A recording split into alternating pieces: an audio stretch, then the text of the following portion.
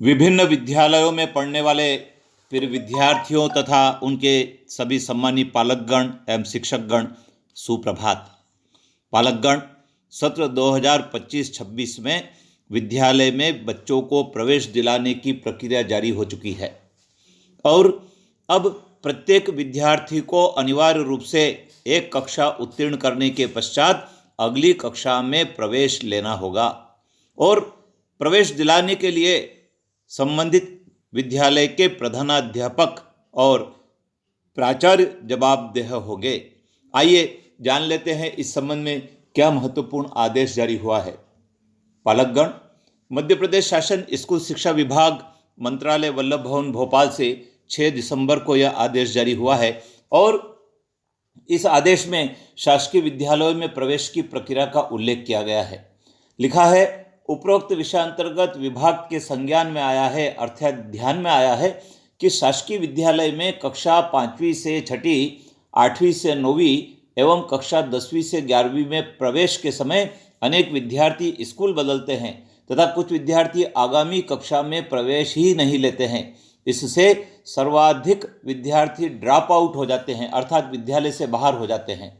सभी उत्तीर्ण विद्यार्थियों का आगामी कक्षा में प्रवेश सुनिश्चित करने तथा ड्रॉप आउट की संख्या को कम करने अर्थात विद्यालय नहीं जाने वालों की संख्या को कम करने के लिए विभाग द्वारा अनेक प्रयास किए जा रहे हैं। इसी क्रम में प्रवेश प्रक्रिया को सुगम बनाने तथा ड्रॉप आउट को कम करने के उद्देश्य से निम्नानुसार निर्देश जारी किए जाते हैं। पालकगण, हम सबका दायित्व है कि अब कोई भी विद्यार्थी विद्यालय में प्रवेश लेने से वंचित नहीं रहे।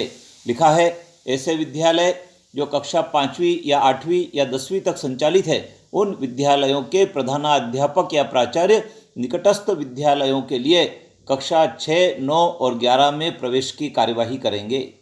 इसी प्रकार संस्था प्रमुख अर्थात प्रधानाध्यापक या प्राचार्य प्रत्येक विद्यार्थी एवं उसके अभिभावक से चर्चा कर ये सुनिश्चित करेंगे कि वे किस विद्यालय में प्रवेश लेना चाहते हैं।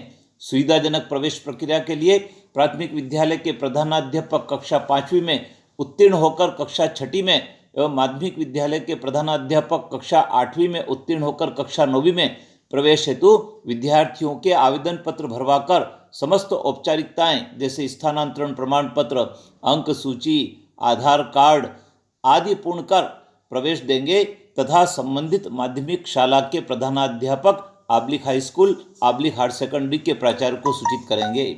संबंधित विद्यालय जहां से विद्यार्थी उत्तीर्ण हुआ है उस विद्यालय के प्रधानाध्यापक या प्राचार्य हाई स्कूल के द्वारा दिया गया प्रवेश मान्य होगा।